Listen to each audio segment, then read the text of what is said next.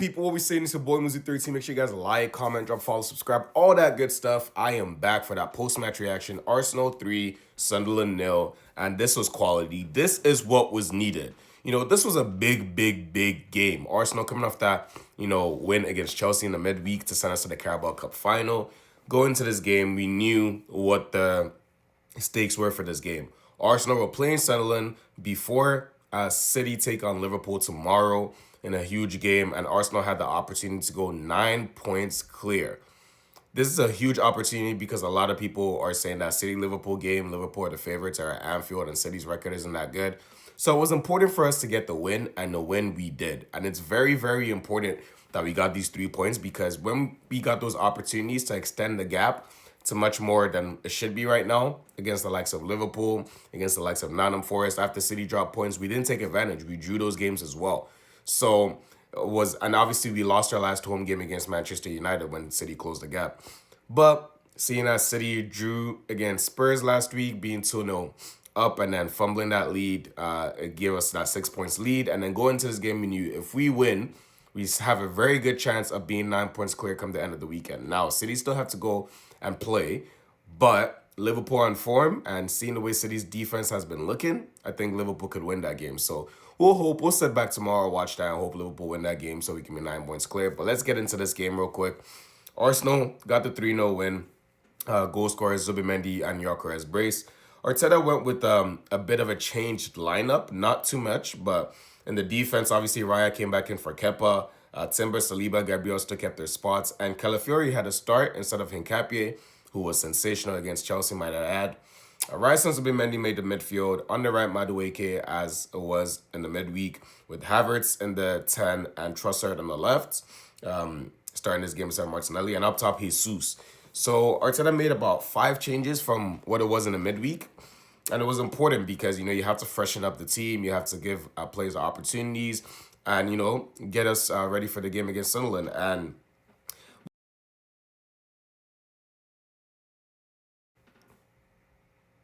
yeah, we started off the game brightly. We're taking the game to Sunderland. But Sunderland also came to play. Sunderland came to play, and they didn't just sit back.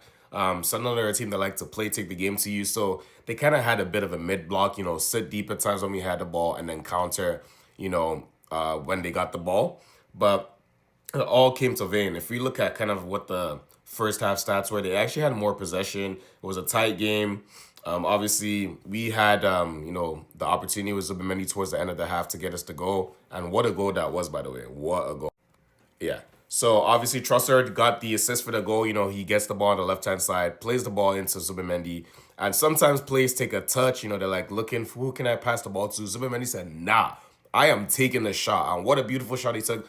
Grass cutter in off the post. And yeah, no chance for the keeper. 1-0. And it was just the right time to score because, goes in 0-0 to halftime. It's looking nervy. We're now starting panicking. If second half, 15, 20 minutes goes and we haven't scored, we're like, bro, like there's so much on the line right now. But that goal kind of settled the nerves going to halftime. And obviously, I know it made Arteta's team talk way easier. He was like, okay, you guys have the lead now. Let's go kill this game off. And we started the second half decent as well. We're taking the game to Sunderland, did what we had to do, and Arteta decided to make some substitutions. He brought on the likes of Martinelli, Victor Gyokeres on the 60th minute. Obviously, Martinelli came off for Madueke. Gyokeres came off for Jesus, who wasn't bad, but he was just decent. He wasn't really giving that in-behind threat that Gyokeres gives you. And that honestly made a world of difference because 6 minutes later after he comes on, Victor Gyokeres, he scores. Bit of beautiful play on the left-hand side. For the Victor Gyokeres goal, the ball gets played into Havertz. He lays it off to Victor Gyokeres and takes a one-time finish. He's kind of falling, takes a one-time finish, but the power in the shot is too much for Rose. No chance for him, makes it 2-0. And at that point, it's 2-0. I'm thinking, yeah, game over. Sunderland are not going to get back in this game unless we fumble it. And, with the defense we've had this season, I expect us to keep the clean sheet. And, yeah, for the most part, we start getting on top of the ball. Sunderland had a few waves of pressure, trying to take the game to us. But for the most part, our defense was solid, dealt with it. All the balls coming to the box. We knocked them out. We cleared them.